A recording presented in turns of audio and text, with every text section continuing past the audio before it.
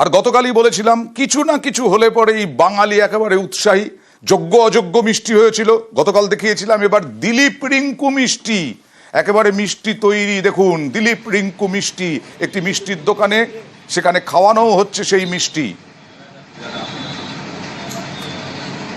বাদুড়িয়া, উত্তর 24 পরগনা, নবদম্পতির নাম লেখা মিষ্টি বিক্রি।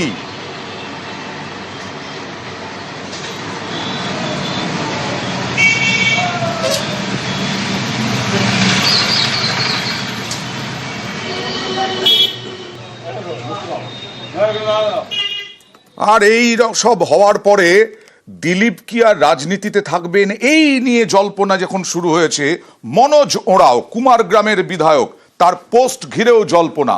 কারণ তিনি কয়েকদিন ধরেই বেসুরো সমস্ত পদ ছেড়ে দিয়েছেন। তার সমাজ মাধ্যমে দেখুন, মাই কমফোর্ট জোন তুফানগঞ্জ বিবেকানন্দ বিদ্যালয়, তাঁরই শিক্ষকতার জায়গা। তাহলে কি রাজনীতি ছাড়ছেন বিজেপি বিধায়ক?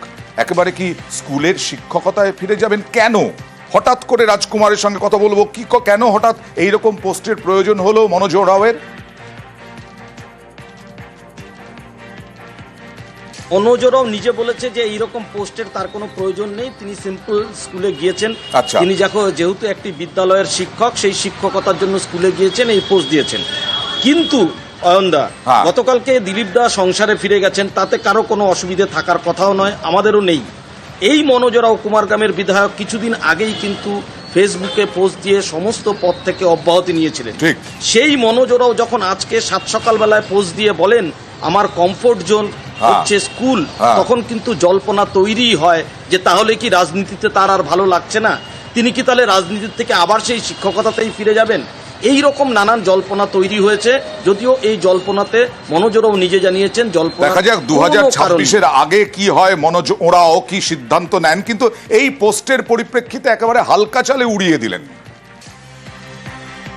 না কিছুই না, স্কুলে যে ক্লাস করাচ্ছি দিচ্ছি, আমার স্কুল, আমি ক্লাস করাচ্ছি, কি ব্যাপার আছে, আমি করাই।